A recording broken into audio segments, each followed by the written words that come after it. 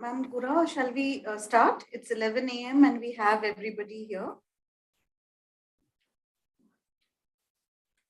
Just give me 2 minutes, Tanisha. Let me just check with my secretary's office and Sure, just give me 2 minutes. Sure, ma'am. We are on standby.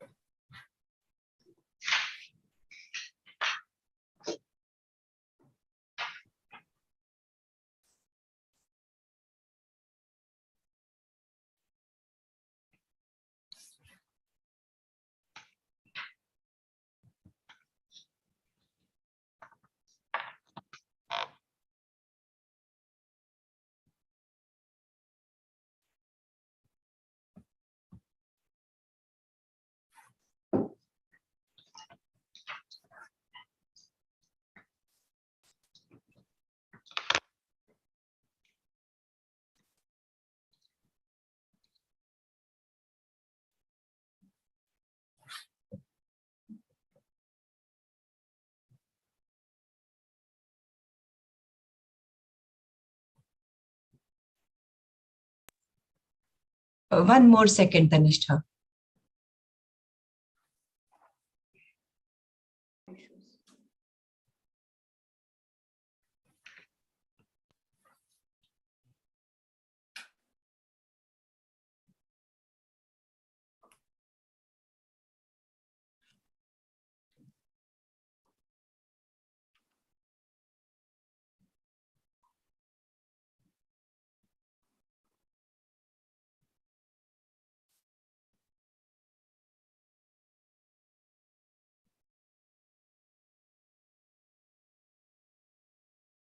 Okay, go ahead, please.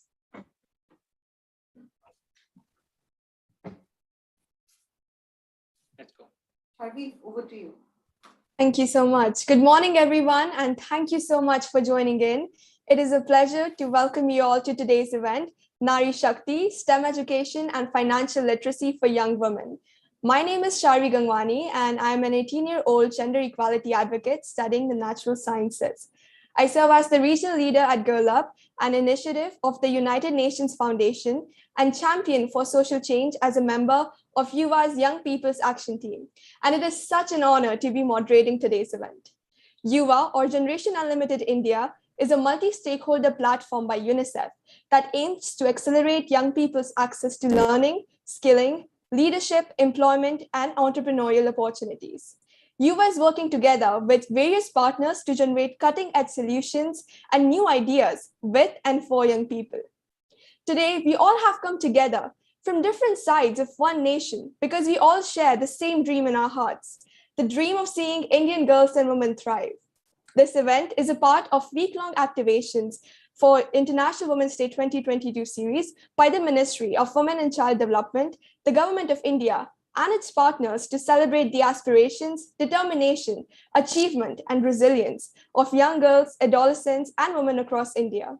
Through this event, we aim to ignite conversations that accelerate the momentum around girls' education in STEM, also known as science, technology, engineering, and mathematics, and equip women with the right financial literacy tools needed to create a more gender equal, inclusive, and safe environment for everyone. We would be now playing a short video.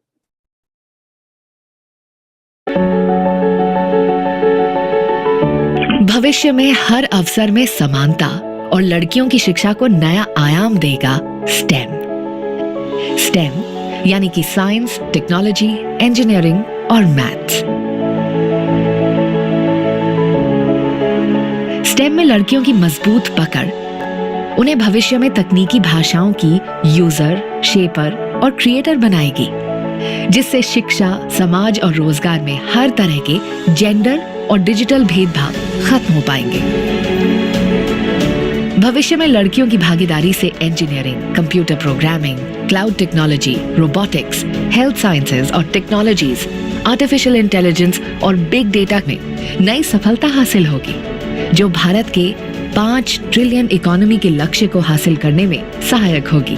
इसलिए वर्तमान में महिला और बाल विकास मंत्रालय की कई योजनाएं स्टेम को प्रोत्साहित कर रही हैं, जिसके सकारात्मक परिणाम भी सामने आ रहे हैं। महिलाओं के सशक्तिकरण की दिशा में स्टेम की तरह ही महिलाओं में फाइनेंशियल लिटरेसी यानी वित्तीय साक्षरता भी अनिवार्य है, क्योंकि इसी के आधार पर महिलाएं घर परिवार से जुड़े खर्चे, छोटे या बड़े व्यवसाय के महत्वपूर्ण निर्णय ले सकती हैं। वित्तीय साक्षरता का अभाव अर्थव्यवस्था के समुचित विकास के लिए बड़ी बाधा है, जिसे पूरी तरह से मिटाने के लिए महिला और बाल विकास मंत्रालय कई प्रयास कर रहा है। वित्तीय रूप से साक्षर होकर महिलाएं स्वयं प्रगति कर सकती हैं और वे बन सकती हैं प्रत्यक्ष और अप्रत्यक्ष दोनों रूप से देश की तरक्की में सहायक।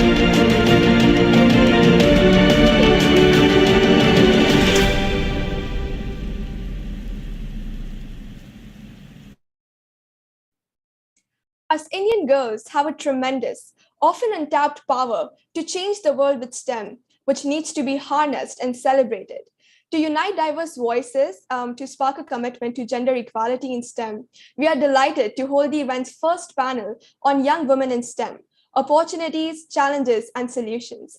And joining the panel today are our extremely distinguished panelists, Shri Indavar Pandey, Secretary, Ministry of Women and Child Development, Government of India, Professor K. Vijay Raghavan, Principal Scientific Advisor, Government of India, Dr. Nisha Mandirata, Advisor, Department of Science and Technology, Government of India. She's also Head Program Division of Women in Science and Engineering and the Climate Change Program.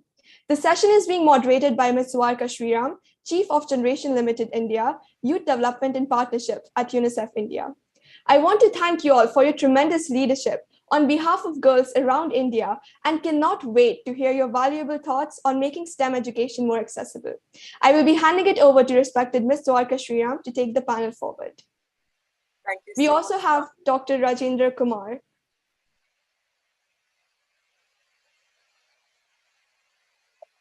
Thank you so much, Sharvi. Good morning, everyone. And it is indeed an esteemed panel. And today's topic is an important one, not just in today's time, but for the times to come. This topic is especially close to all of us at YuWaah and UNICEF, because there is a natural match between STEM and 21st century skills, including financial and digital skills, and the pathways to economic opportunities. STEM curriculum incorporates the 4 C's of 21st century skills: creativity, critical thinking, collaboration, and communication. The underrepresentation of women in STEM sectors put them at an elevated risk of being displaced by technology.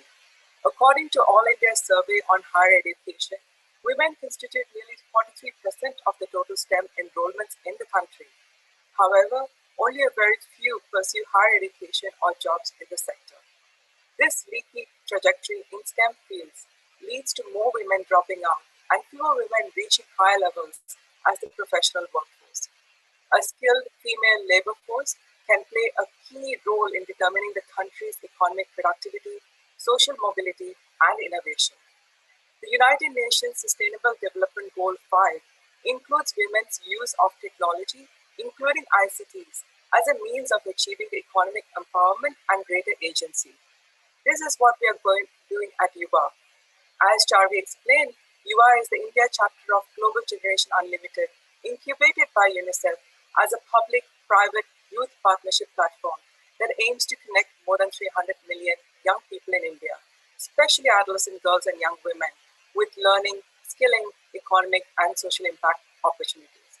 Without further ado, we now invite Shri Indavar Pandey, Secretary, Ministry of Women and Child Development, to speak on the topic on how do we support our girls and young women to develop an abiding interest in STEM, build a professional pathway, and sustain it as a journey for a long-term career.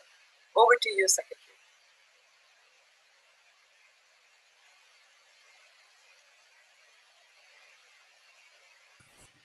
So, Professor Vijay Raghavan, Principal Scientific Advisor to PM, distinguished panelists, and my colleagues from other ministries. It's a pleasure to join the conference on STEM and financial literacy today. In fact, STEM is very important for our future development and it's essential to get more and more girls into this field, particularly because our participation in labor rate, if we see for female participation in labor rate, has been coming down sharply. And these are the areas which are actually very well suited for our women and girls.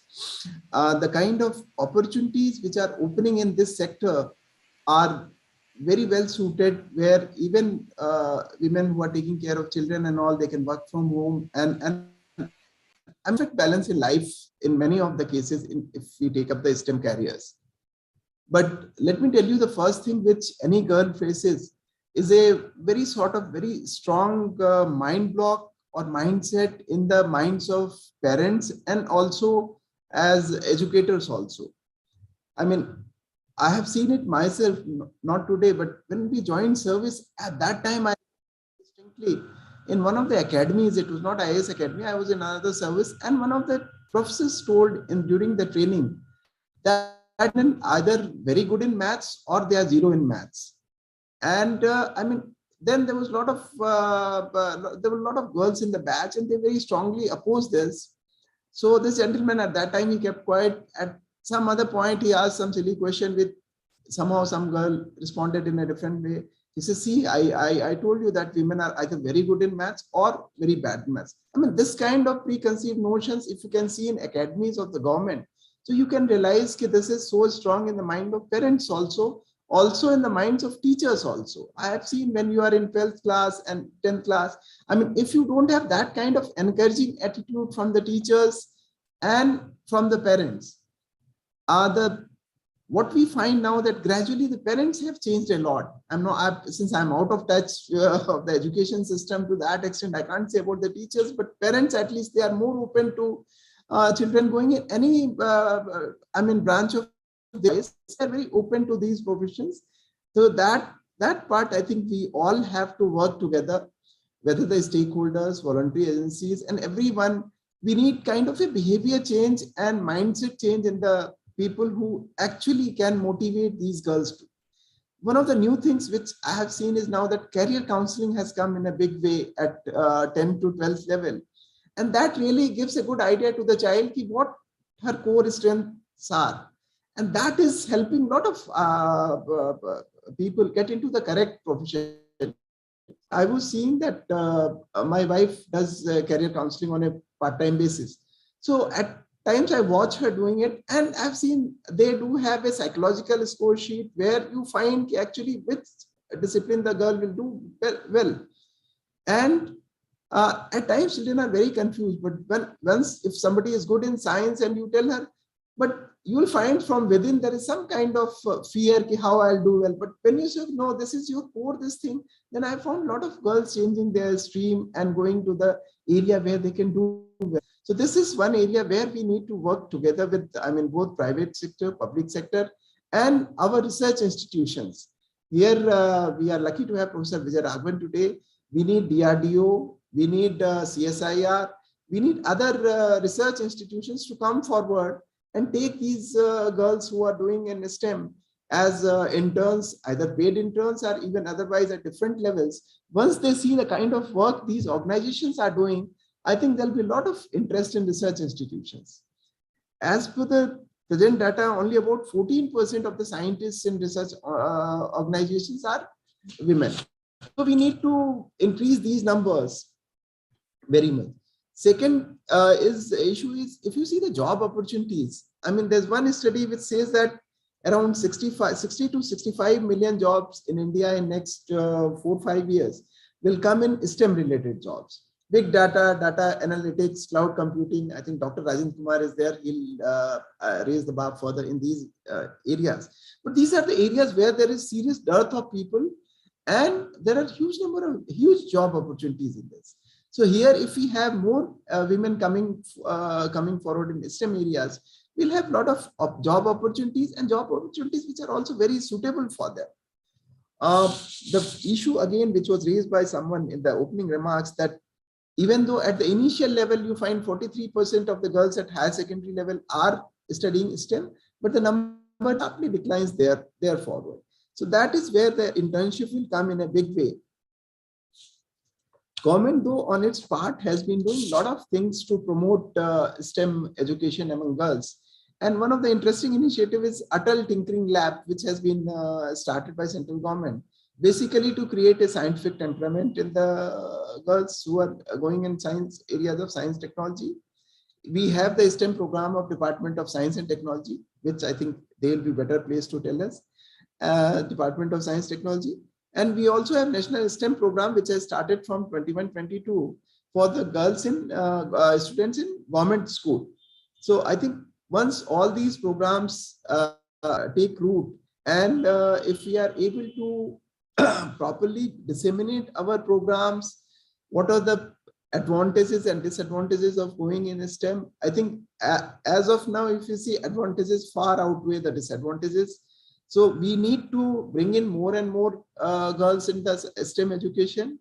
And for that, all of us together have to work. It's not only women and child development or the scientific ministries which have to do. The organizations like UNICEF and other NGOs who are working in the field of education, they also have to work shoulder to shoulder to motivate the girls. We probably would have to give more scholarships to the girls who are going in these streams, so that women who are disadvantaged at that level, who don't have the financial resources, they can join the sector. So on the whole, you see, it's a very good field to get into. And if India has to develop and develop at a faster rate, we need to have more and more girls coming into STEM. Thank you. Thank you so much. Thank you so much, Secretary. Really appreciate your thoughts and wisdom on this. It is definitely true in terms of ensuring that we are providing those opportunities for adolescent girls and young women as we move forward in 21st century. I now invite Professor K. Vijay Raghavan, the Principal Scientific Advisor to Government of India, to share his thoughts on the topic of Indian girls and women's interest in careers related to STEM. Over to you, Professor Raghavan. Thank you very much. It's a great honor to be here. This is one of the perhaps the most important topics which we can have today. And the reason is that pretty much in science and technology, engineering, medicine, and in other areas of higher learning, over time, since the last 200 years or so, women have contributed enormously. There are two aspects of their contribution. One which is recognized, and when they're recognized, you find that a very small number of eminent women are recognized. But behind the scenes, the amount of effort which women have put in major programs is barely recognized at all. One very important example of this is the early development of computer science, for example, and mathematics related to computer science. Many women contributed enormously to that. Lovelace, for example, contributed to the design of the first computers. John von Neumann is very well known, but many of his very important calculations had his wife as a collaborator, and that's not noted significantly at all, only more recently. There are areas of high energy physics, quantum mechanics, where women have contributed, and now their contribution has been recognized. So there was an attitudinal issue that when there were collaborators, if those collaborators were men, they were automatically recognized. And if those collaborators were women, then they were automatically relegated to a mention in the acknowledgements. This has started changing now, more as a demand that the right thing be done. Now, if you look at leadership positions, what are the percentage of women in leadership positions in STEM across India and across the world? This too is changing. Over the last decade, there have been increasing number of women in leadership positions. But that has moved from a very small percentage to a modest, significant percentage. This is not enough by any means, particularly when you look at the number of women coming in to college. They compare reasonably well nowadays with the number of men in STEM disciplines, not necessarily, not so much in engineering, but in science disciplines particularly. But in leadership positions, they're few. Again, they're significant. If you go to organizations such as ISRO or DRDO, you find that there are increasing number of women in leadership positions, as opposed to earlier where there were none. So this is changing, but again, not enough. So what is it that we need to do to change? And there are two aspects of change which we must keep in mind. One relates to opportunity and democratization of that opportunity amongst large sections of our people, where women and girls come from socioeconomic backgrounds which are very trying and difficult. And the other, where they come from backgrounds which are not that trying and difficult. The latter is relatively easy. People from well-to-do families increasingly explore all opportunities, and they require a certain kind of glass ceiling. But for those from socioeconomic contexts which are very difficult and trying, one small slip can push them backwards. There, the intensity and the quality of the mentoring, the intensity and the quality of various facilities are very, very important. Starting from school level, and this has happened quite a lot, and it needs to be focused very well, making sure that the girl child has enough food at school available during the school meal programs, and the baby has enough food available while growing up, when she's growing up. These are very important parameters, as also the school being of reasonable quality and, for example, toilets being reasonable and accessible. These are not things, and these allow for students to be excited about school. Now, there's a more general problem after that, which is common to girls and boys, in that the quality of education can vary and the context can vary a lot. Sometimes there's an overburdening of information, and usually in more well-to-do families, the relative importance of what is being taught and the relative usefulness are mentored by parents. In other words, if you are well-to-do for 1 or 2 or 3 generations, you have an enormous advantage in mentoring, even when things are difficult at school. And those who don't come from a well-to-do background, enormous disadvantage. So mentoring of quality at this time is very, very important. And this requires attention to each individual. And therefore, remote mentoring alone will not be sufficient.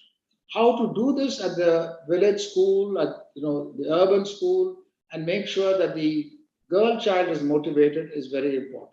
There's also a tendency amongst boys and young men in college to be ambitious, disproportionate to what they estimate their own quality. Women tend to be much more nuanced about estimating, and they're much more aware about what they should aim for. So this again needs to be changed. Women need to see that there's nothing wrong in trying to reach beyond your grasp and emotions, and that is a societal issue and not an issue amongst the girls and women. They should be encouraged to aspire, and that at the other side, we need to have programs which allow them to come. Overall, in government and in industry, one is seeing an increasing number of women in STEM-related jobs at the entry level. This, however, should be linked to not dropping out. Now, there are certain standard efforts which people have made, which need to be increased in quality, and these relate to the quality of the workplace, availability of daycare near home, and all these are very, very important and essential. But the critical issue which there needs to be a push is that women not only need equal salary for equal work in the private sector, in the government sector it is there, in the private sector, but they should get a higher salary and benefits given the other loads which they bear. And this is something which there should be a push in the private sector, valuing women in the workplace and ensuring that there are economic returns, which actually India has much better than in other countries in terms of maternity leave and so on, and paternity leave. Other countries are much more restricted. But in terms of salary also, women's salary needs to be significantly more. Entry level at various stages need to be much more flexible. It's becoming flexible at the government sector, but it needs to be much more flexible in the private sector also. These will change a lot the numbers of women in the workforce, and we must get used to seeing this change culturally. There's also a lot of cultural pressure, which unconscious bias which men have in leadership positions. There should be training for dealing with that bias. Again, in government organizations, there are such training, but this should be more widespread in schools and colleges, in private institutions. And with this combination, a change can occur. I'd like to end by saying, that there's one important point you need to keep in mind. Humans have overcome all sorts of limitations of their, we can fly, we can drive, we can do, go to outer space. Yet there are a set of people who wrongly say that, women need to have, women are in a situation where their biology, is a factor which prevents them from having equal status in the workplace. That is so incorrect and wrong. We have no shortage of technology. We have no shortage of various kinds of solutions that women, should be enabled in our workplace, just as men are able to do anything they want, whenever they want, work from home, work from the work, commute, have flexibilities, and so on. And therefore, all these issues should not be in any way a burden at all. So we should stop looking at women in a manner which relegates them in any manner, unconsciously or consciously. There are lots of positive changes happening, but these need to be amplified constantly and not allowed to slip back. Thank you. Thank you so much, Professor Raghavan. I mean, your reflections are quite thought-provoking. You talked about, the demand side and the needs and aspirations of young girls and women, and how society needs to play a role, including men. And you also talked about the supply side and the enabling environment of not just the government, the academic institutions, but also the private sector. Really concrete suggestions and recommendations for us to take forward. So thank you so much. Now we invite Dr. Nisha Mendirata, who is the advisor to the Department of Science and Technology, Government of India, and the head of program divisions of Women in Science and Engineering, to share her thoughts. Over to you, Dr. Nisha. Thank you so much for inviting me to such an important event being organized by Ministry of Women and Child Development on the occasion of National Women's Day. And my heartiest wishes to respected Professor K. Vijay Raghavan ji, Principal Secretary, Scientific Advisor to Government of India, Shri Indavi Pandey ji, Secretary, MOWCD, Dr. Darjendra Kumar, Additional Secretary, MIT, UNICEF representative, all other participants who are there in today's session, and ladies and gentlemen. A heartiest good morning to all of you on this very special occasion. As already mentioned by the importance of women in the development of any nation and the role which we need to play towards creating empowerment in the STEM career, I also would like to add that science and gender equality are both very vital for the achievement of the internationally agreed developmental goals, including 2030 agenda. And in this aspect, boosting the number of women and girls in entering careers in STEM is very crucial for the overall development for the nation. All of us agree to that. And even Secretary MOWCD also in a manner endorse the same thing. All of us are making tremendous efforts. Global community is trying to inspire and engage women and girls in science. But still, we are lagging behind in this field. When we look into the global average, it's around 29% women researcher all across the globe, as of now, as per the UNICEF recent report. But when we look towards our country, we have to move towards that. We are at around 16%. The government and society, both including science and research institutions, have a real stake in bridging this gap. It requires a focused approach to create opportunities for women, and as very rightly said, for the girl child to learn, grow, and then innovate in science and technology. So now we are trying to look into the innovation part as well, because next era is going to be technologically focused, and more than 80% of jobs are going to be in STEM field. So it's a very important role. And here the organizations are very important. to adopt the women's empowerment practices at the workplace and community. So which PSS sir mentioned, these are the policy level issues which we are trying to take up to the new STIP policy, which is going to come up soon by Ministry of Science and Technology. And he has played a very important role in bringing those issues in the policy. There is a specific chapter number 7, which talks about gender equity, which has been dovetailed for the first time in the policy, S&T policy. Now coming to the opportunities which we to the women scientists to nurture and attract in the STEM field, I would like to tell a little bit about that, because from 6th 5-year plan onwards, that is sometime in the year 1980, first time the aspect of women was included into DST's plan. And it was basically to remove the obstacles which our women workforce is facing in the participation in the science and technological field. So first time we started in 1980, kind of programs for women in science. And now I will say that from the past 2 decades, DST is working very actively through a dedicated scheme known as Women in Science and Engineering, or Vice Kiran, which is mainly working to provide various opportunities to women and scientists to build their career. Our main aim is to bring gender parity by inducting more and more girls and women in STEM education. Here, actually, when I was going through some of the latest articles, I could see there are broadly 2 indicators which marks the level of women into STEM. First is education, that how many girls are getting high quality education in STEM. And second is the career option. In education field, India is much ahead of many developed countries, I will say like that.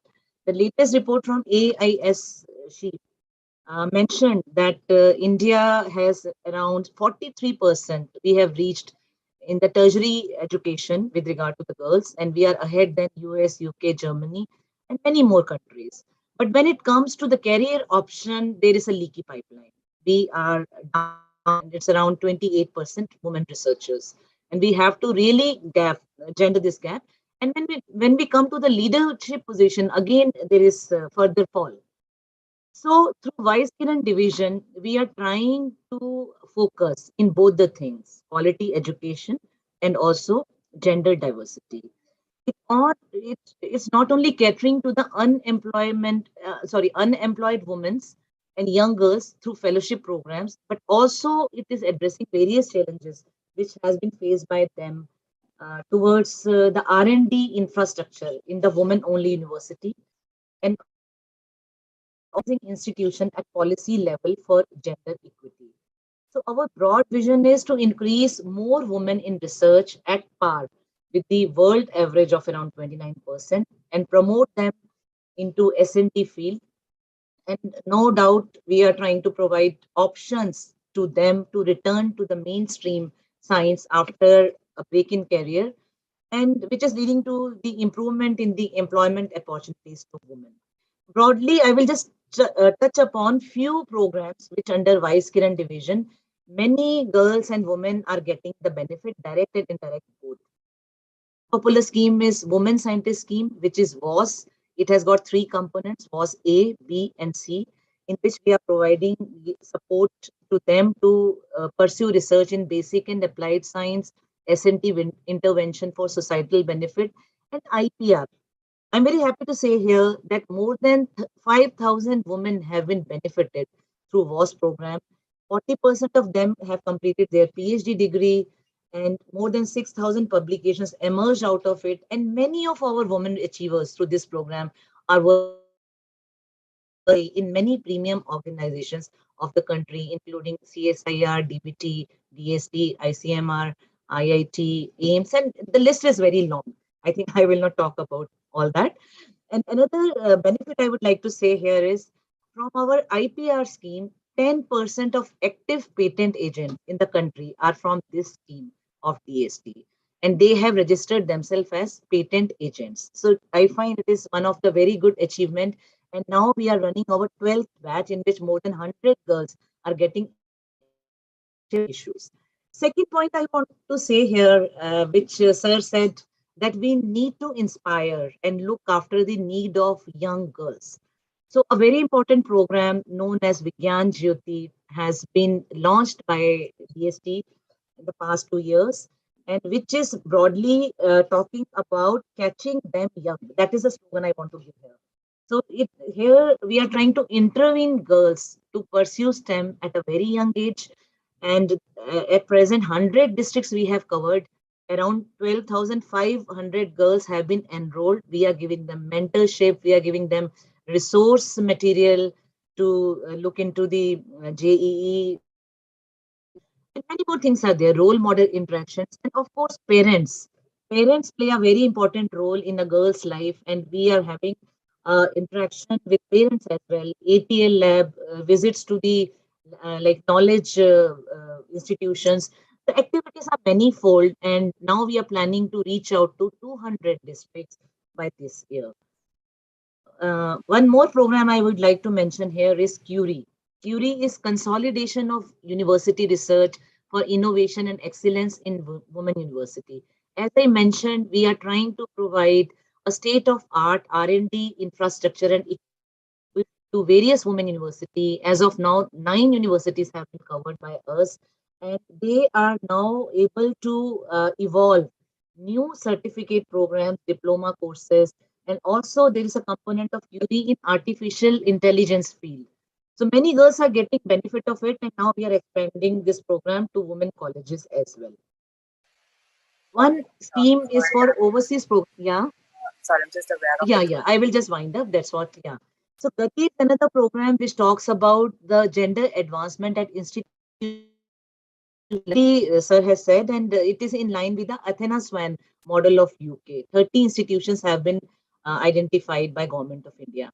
So I would like to just say at the end that DST is not only working for women, but women in science. We are taking care of both the aspects. And gender equality today for a sustainable tomorrow is the theme of International Women's Day, which is very apt for the occasion. I would like to end by saying that I would like to promote a concept of 4 R's to ensure women empowerment, which talks about first R is realize, they should realize their worth, that they are no way less than a male colleague. They are better than them and they have to show by their hard work. Second R is retain. We need to retain them into active career in STEM, in which all of us, including organizations and individuals, are working very actively. Third R is to recognize their potential. We need to felicitate them by giving them some kind of opportunity. And fourth important thing is reward. Reward revenues, leadership roles, and decision makers. So I am very happy to share my thoughts here on this occasion of the celebration of Women's Day. And I wish to congratulate everyone who are making active endeavors to include or to induct women in the STEM field. I wish a great success to everyone. Namaskar.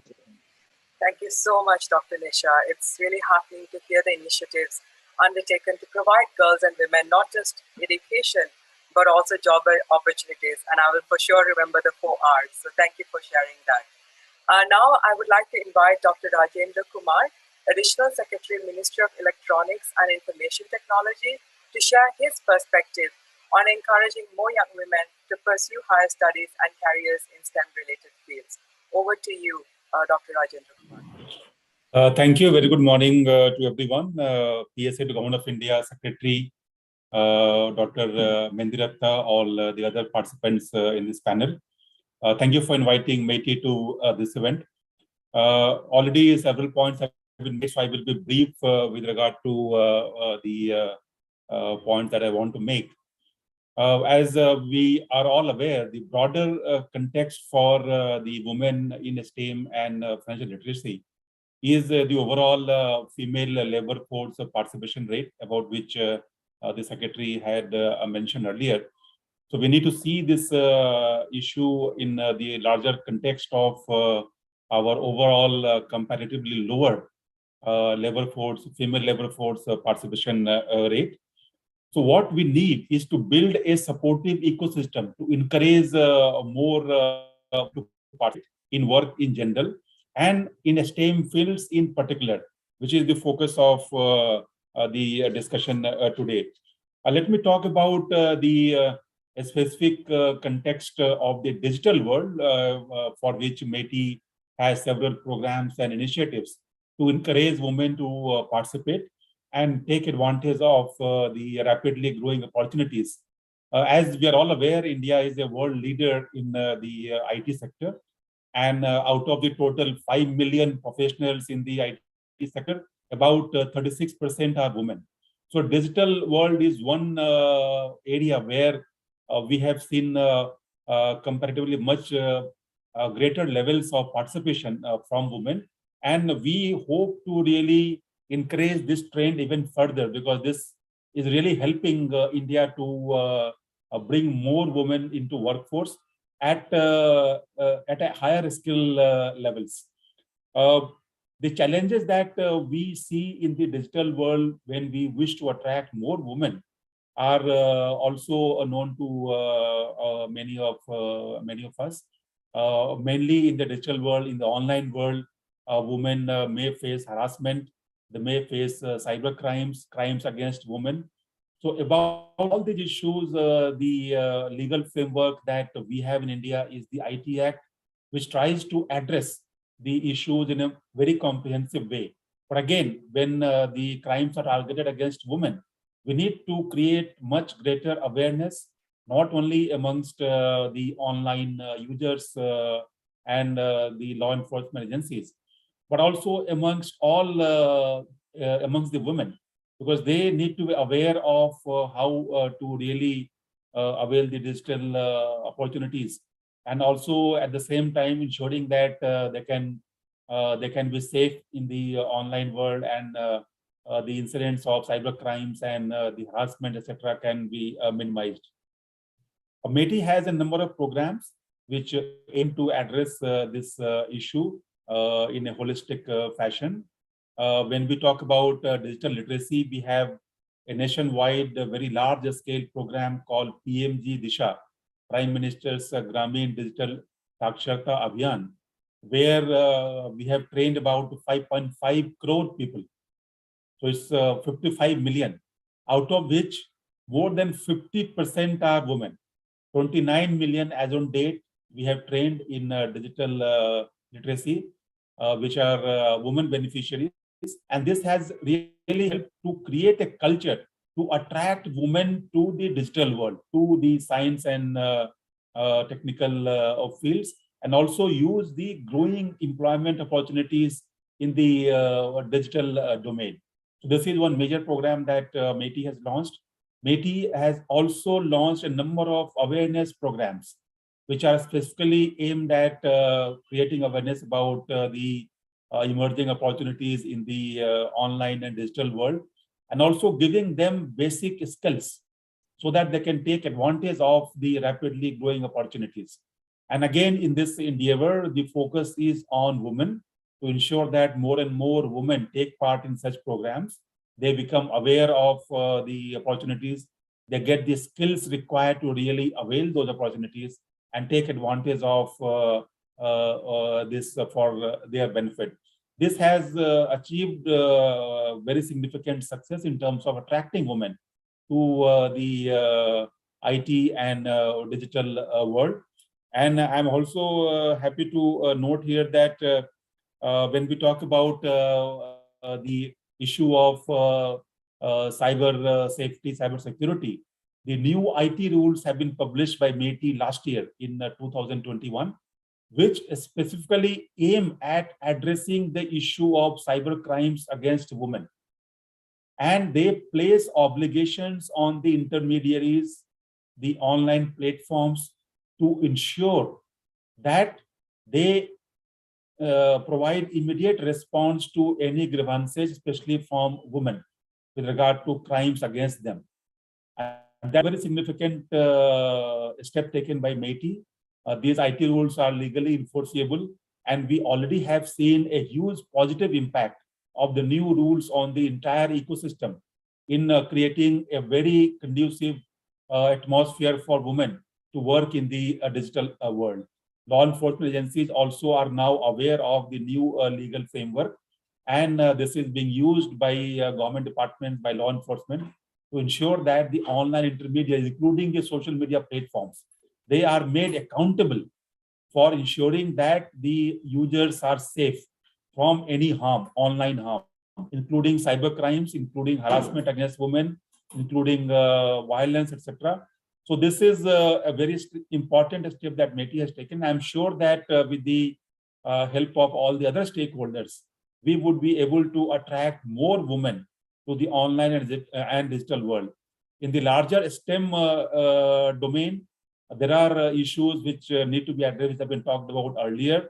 But I do remember that even during my college days, way back in the 80s, at IIT Kanpur, we had only 6 students in a batch of 260 in my own year.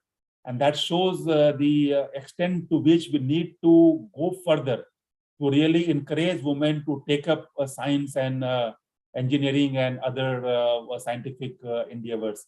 This has improved now significantly. There are many more women coming in science and engineering domain, but still, in terms of the overall proportion, we still need to cover a long distance, about which already several points have been made. So let me conclude here by saying that METI is doing all that is possible and going beyond its normal activities to ensure that we create a conducive ecosystem for bringing women, encouraging them to take up science and technology, especially the rapidly growing opportunity in the digital and online world. Thank you so much. Thank you so much, Dr. Darjendra Kumar. Great to hear of the opportunities provided by METI for girls and women. This brings us to the close of today's panel discussion. It has been truly inspiring to listen to all of you.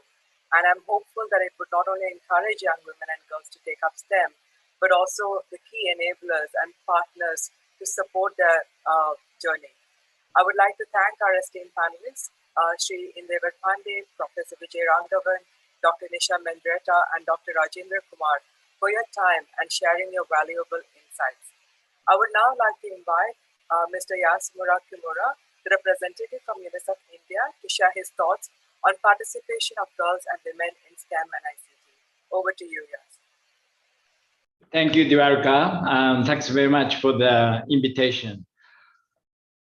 Honorable Secretary, Ministry of Women and Child Development, Mr. Pandey, and Principal Scientific Advisory to the Government of India, Professor Raghavan, Scientist, Department of Science and Technology, Ms. Mehindi Datta, Dr. Kumar, Ministry of Electronics, Information and Technologies, distinguished guests, representative of Government of India, and the brilliant young champions and advocates joining us today.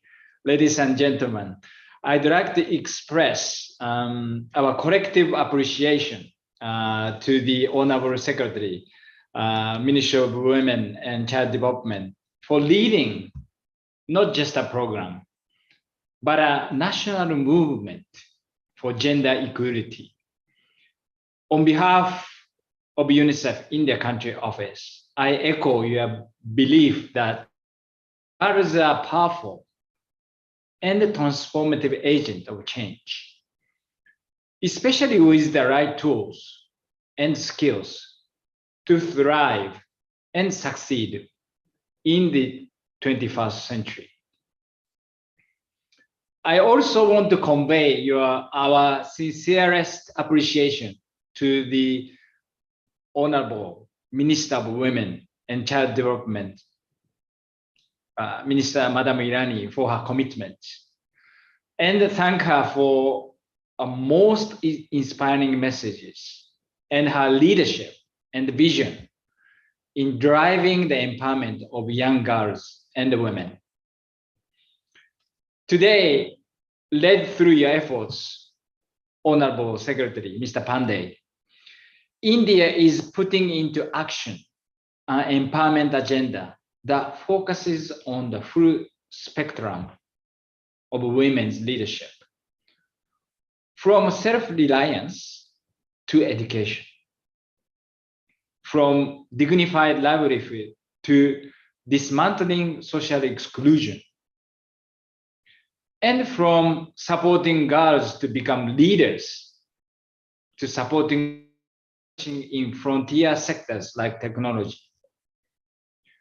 More girls studying and working in science, technology, engineering, and math will be critical in this transformation. And how we enable STEM access to the most marginalized girls will be a test of our success.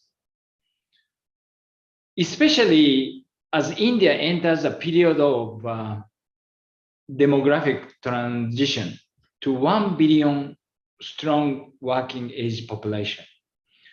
It is the full and equal participation of women that will turn this transition into a demographic dividend. UNICEF is working in 17 states to promote the education, protection, and empowerment of girls with national and state governments.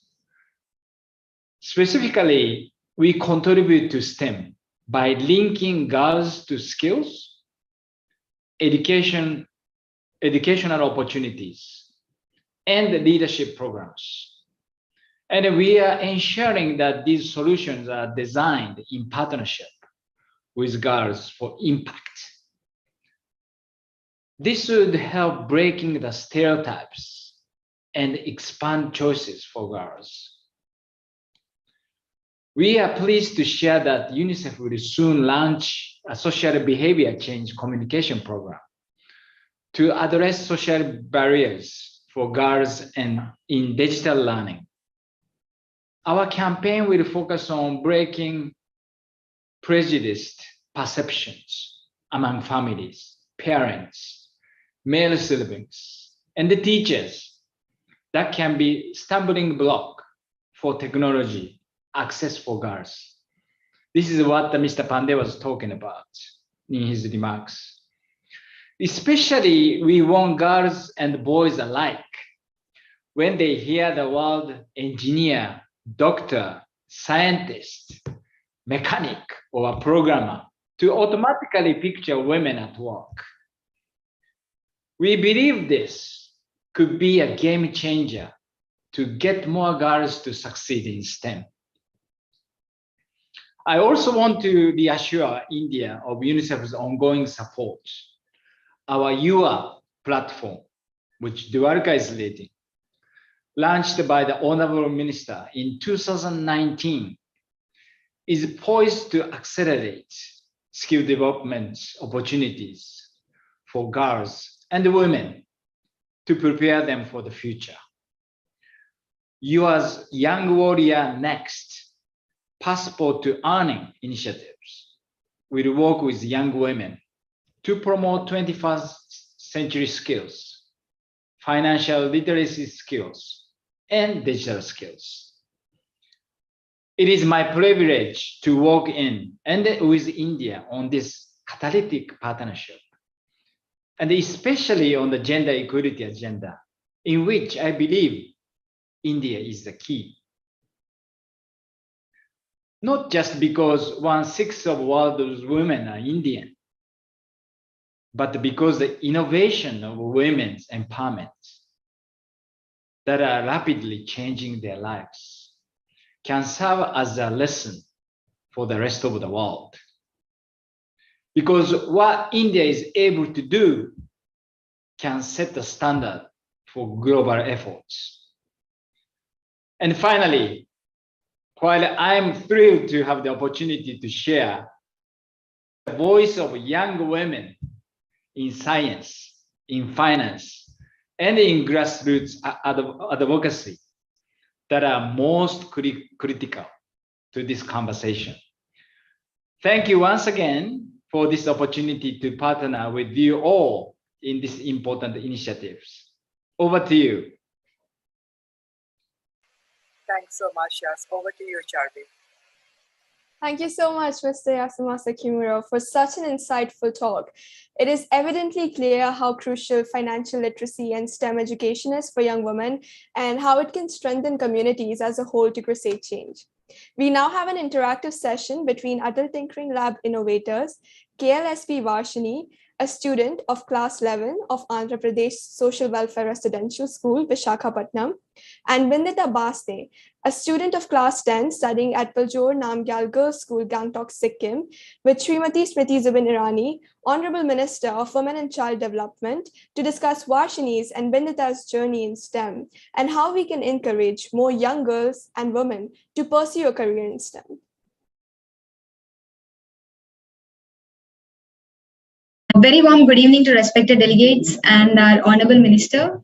So this is KLSP Varshini, studying in 11th class in Dhruva Junior College, Visakhapatnam, India.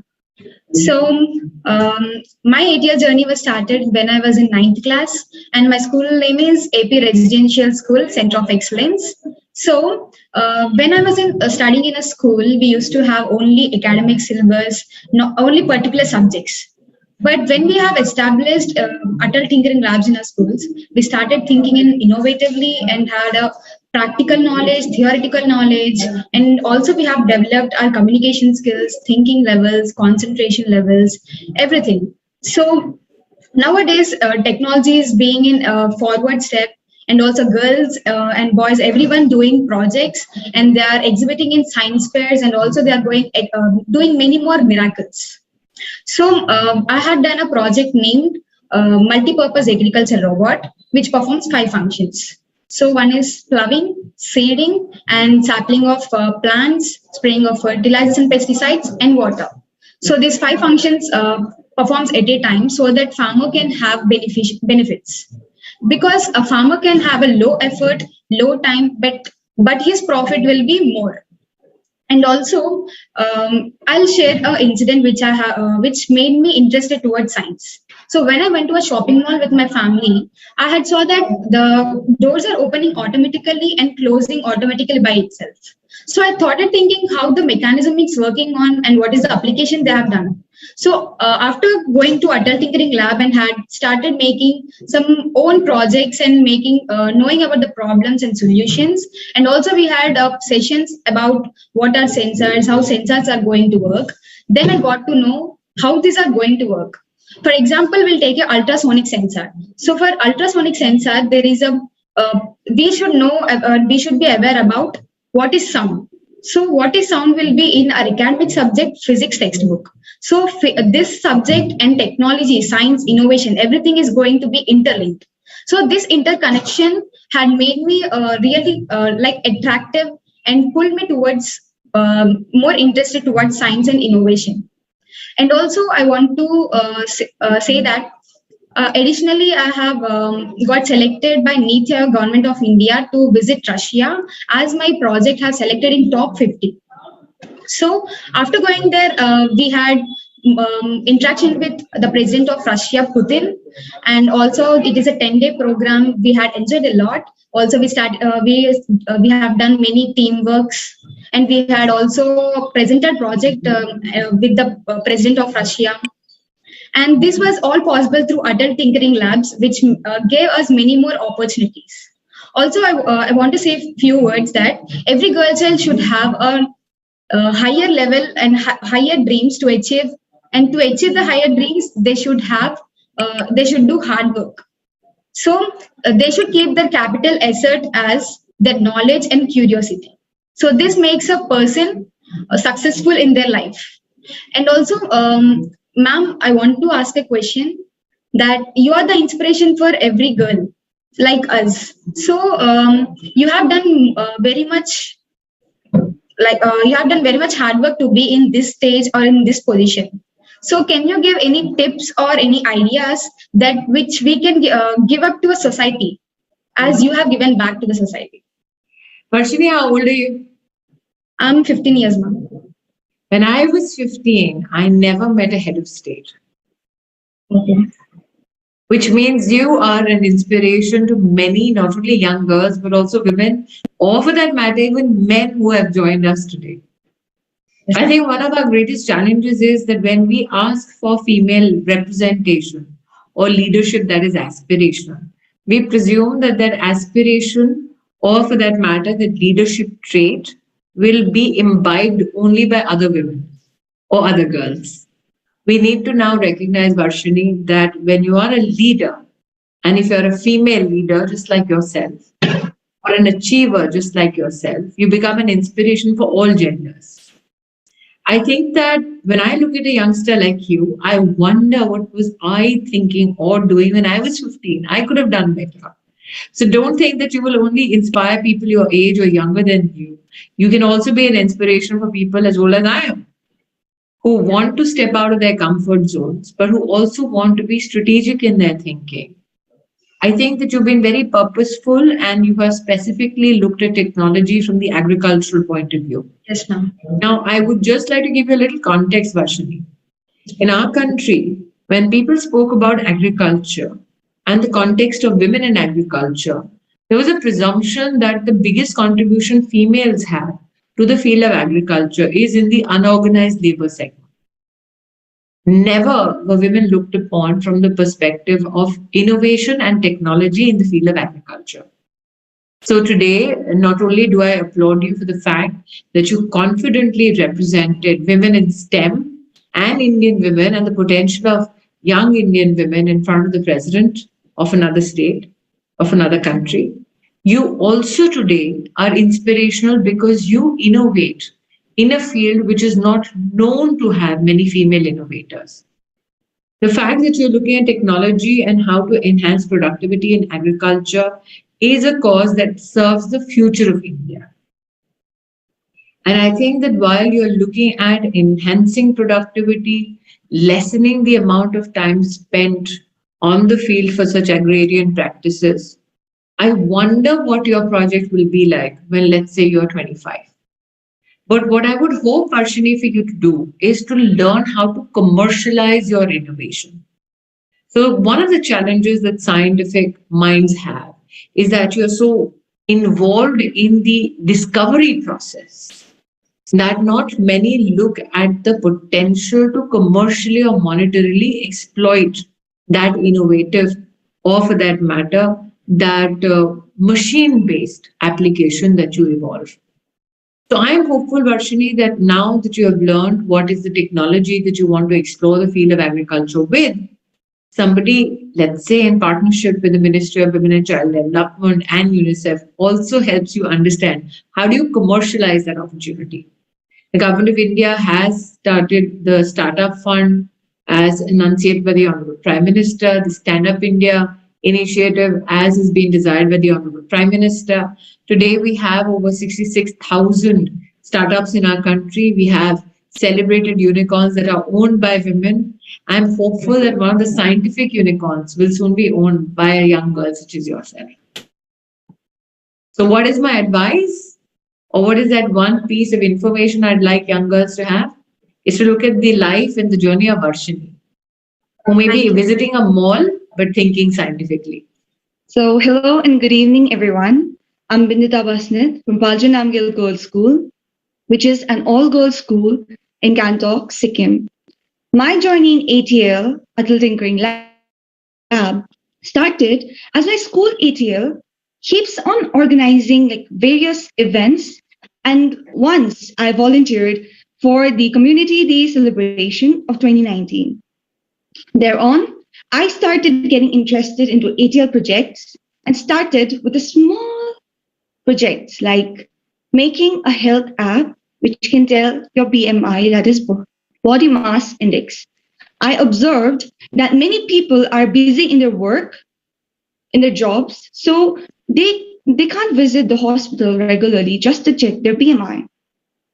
So me, my teacher, and some of my friends decided to make a health app so that checking your BMI is just a click away.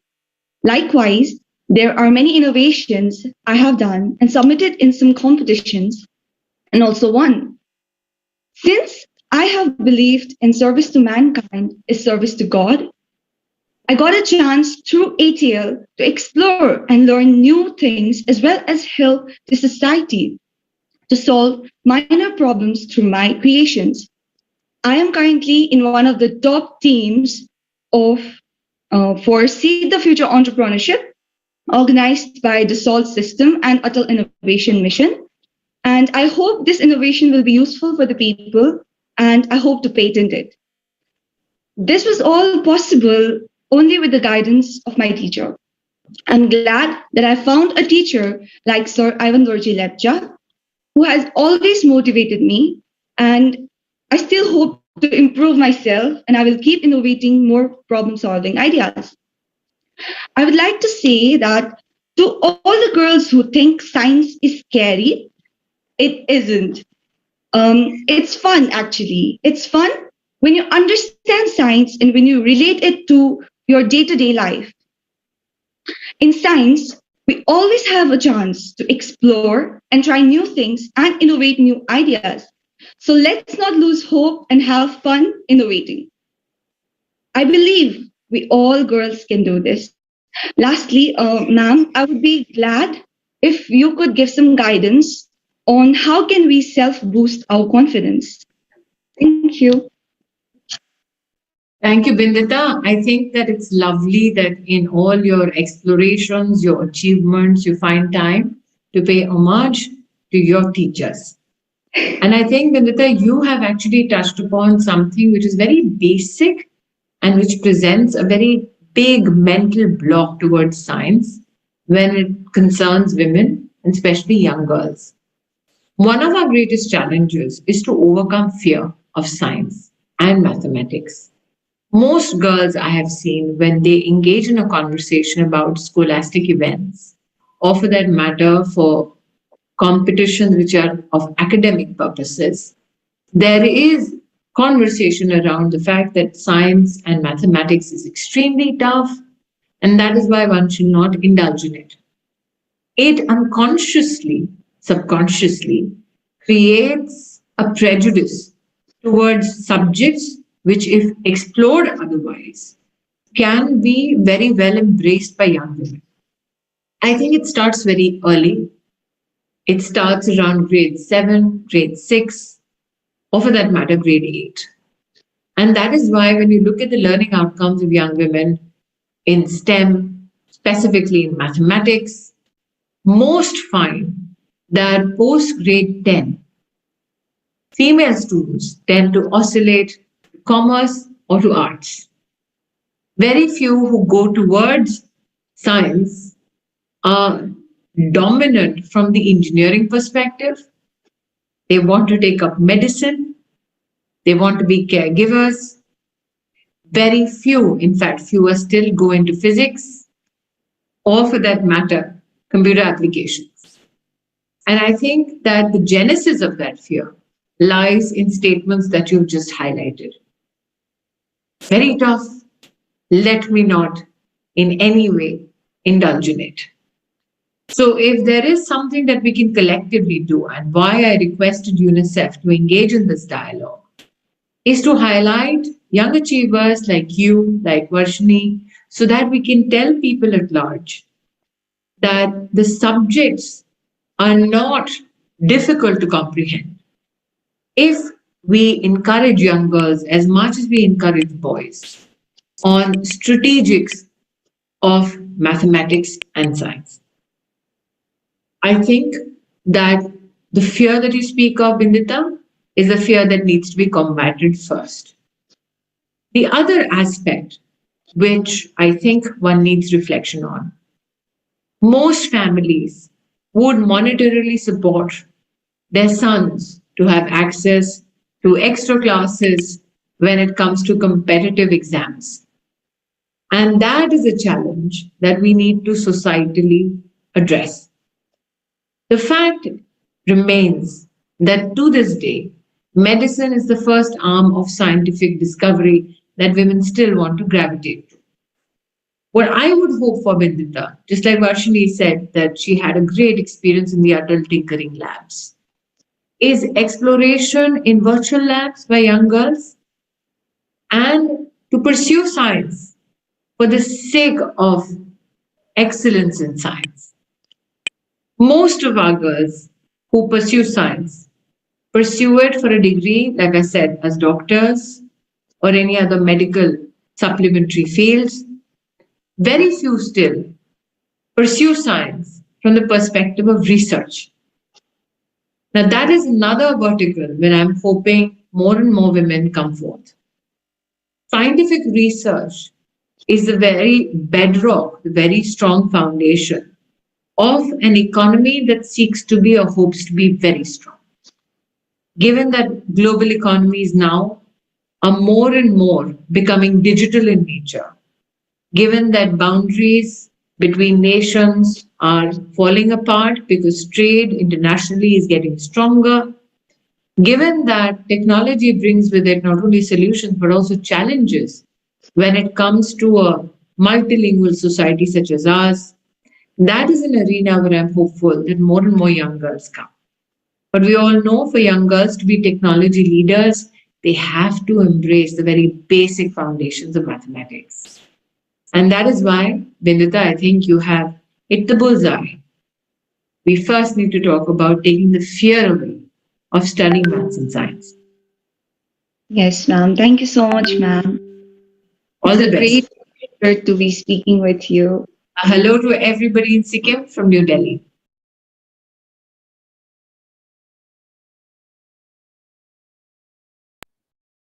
What a wonderful and uplifting interaction that was. Bindita and Vashini's inspiring stories have left me in complete admiration. And I want to congratulate them both for the amazing things they're doing, not only for the scientific community, but also for the future generation of girls who plan to follow in their footsteps. Our next session highlights the important issue of awareness in financial literacy for girls and young women. I'm delighted to welcome Neha Nagar, an entrepreneur, investor, and finance social media influencer. Neha has also immersed herself in crafting educational and informative content, garnering her over 1 million followers across all social media platforms. Neha delivers a wide range of content and aspires to extend financial literacy through social media. The stage is yours, Neha. Thank you, Ministry of Women and Child Development, UNICEF and YuWaah, for having me here. I'm very excited for this session as it is very close to my heart. And also, I will be talking about how important is financial literacy. So let me start by my quick introduction. I'm Neha Nagar. I'm an entrepreneur, investor, and social media influencer. I create content on social media around money, finance, and investing.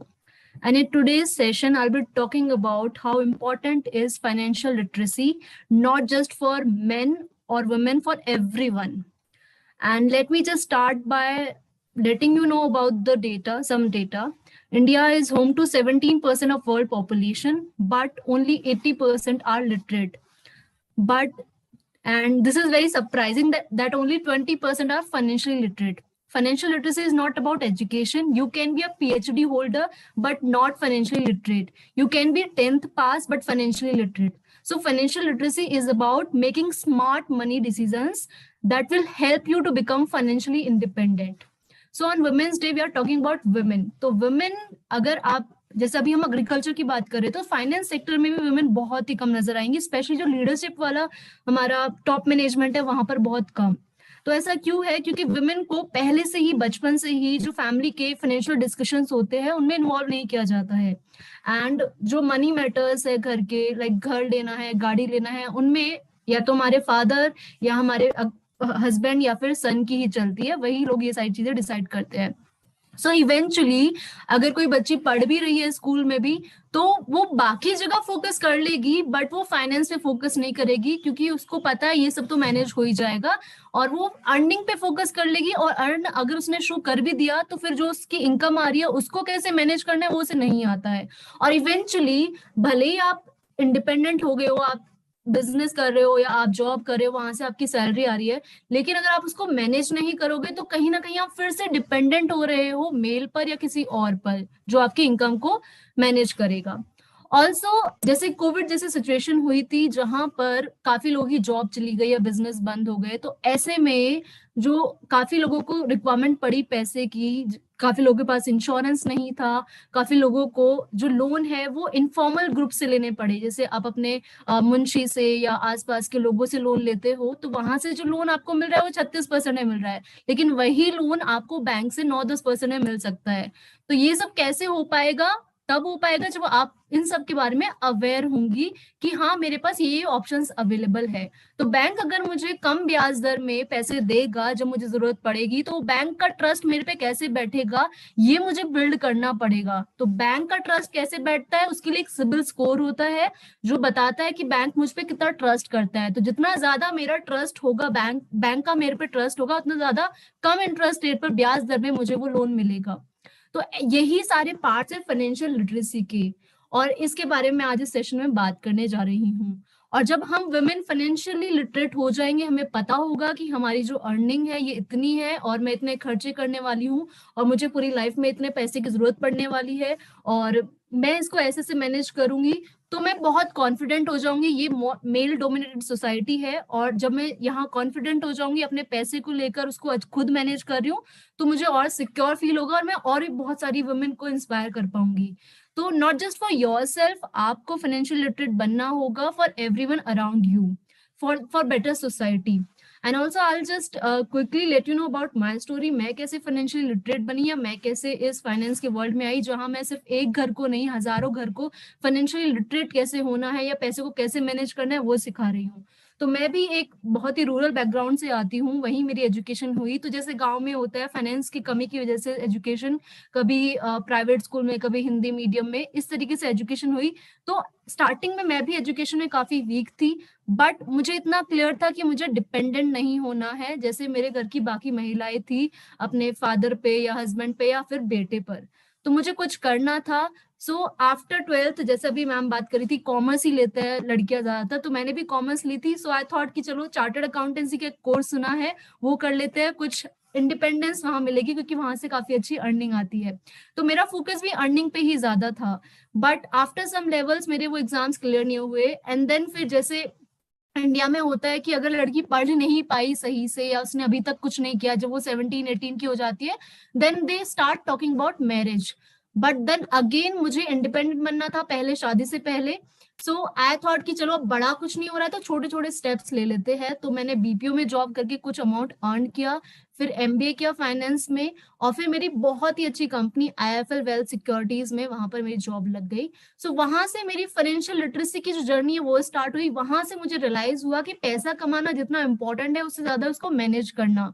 और जब मैं ये सब सीख रही थी उसके around मुझे ये भी रियलाइज हुआ कि अगर मुझे कंप्लीटली इंडिपेंडेंट बनना है तो खुद का बिजनेस भी करना होगा, मिनिमम 2 इनकम सोर्सेज होने चाहिए। So that's how I started my tax firm taxationhelp.in। But again जब मैंने ये स्टार्ट किया तो कुछ ही महीने बाद कोविड आ गया था, तो मुझे अपने स्टाफ की सैलरी भी देनी थी और सब कुछ मैनेज करना था। देन अगेन मुझे प्रॉब्लम होने लगी, तो वहां पर मुझे बहुत ही ज्यादा रियलाइज हुआ कि फाइनेंशियल लिटरेसी कितनी इंपॉर्टेंट है। और अपने पैसे को, जो मैं ऑलरेडी कमा चुकी थी पैसे को, लेकिन फिर भी मेरे पास वो फंड नहीं थे उस वक्त कि मैं कोविड जैसी सिचुएशन में सरवाइव कर पाऊं। So I started educating myself on financial literacy and मैंने वीडियोज ही बनाना स्टार्ट किया just to explain simple concepts कि इन्फ्लेशन क्या होता है, कंपाउंडिंग क्या होता है। एंड टू माई सरप्राइज ये इतने बेसिक कॉन्सेप्ट भी काफी सारे लोगों को नहीं आते हैं, और मैं ये जब सिखा रही थी तो मुझे कुछ ही टाइम में 1 मिलियन से ज्यादा सब्सक्राइबर्स मिल गए थे। So this is the gap कि इंडिया में इतना गैप है, अभी लोग जानना चाहते हैं फाइनेंस के बारे में, लड़कियां भी इंटरेस्टेड है लेकिन उनको पता नहीं है कि कैसे शुरू करना है। तो in this session I will just tell you quickly 5 steps में कि कैसे आप फाइनेंशियल लिटरेट होने के लिए अपने पहले कुछ स्टेप्स ले सकते हैं। सो फर्स्ट लेसन तो यही है, जैसे हमने कोविड में सीखा कि अगर आपकी जॉब चली जाए या बिजनेस बंद हो जाए तो एक सेकेंड सोर्स ऑफ इनकम हमारे पास होना चाहिए। अगर आप बिजनेस कर रहे हो तो आप फ्रीलांसिंग करो साथ में, अगर आप जॉब कर रहे हो तो जॉब के साथ कुछ और आप ऑनलाइन बिजनेस या समथिंग आप एक्सप्लोर कर सकते हो। उसके बाद फिर जो मैंने इनकम अर्न की है उसको इतनी अच्छी तरीके से मैनेज करना है कि अगर कोविड जैसी सिचुएशन आई या फिर रिटायरमेंट की मैं बात करती हूँ, जबकि मुझे अर्ली रिटायर होना है आजकल सभी को, तो उस पॉइंट ऑफ टाइम पे भी, उसके बाद भी मैं इजिली सर्वाइव कर पाऊँ।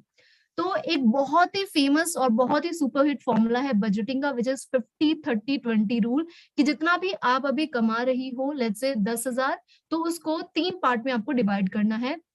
50% जो हमारे बेसिक एक्सपेंसेस है उसमें चला जाएगा, जो शायद हमें पता भी नहीं चलता है कि कहाँ हमारी वो सैलरी का या बिजनेस के इनकम का पार्ट चला गया है, जैसे हमारा रेंट हो गया, इलेक्ट्रिसिटी बिल हो गया और ग्रोसरी आइटम्स हो गए।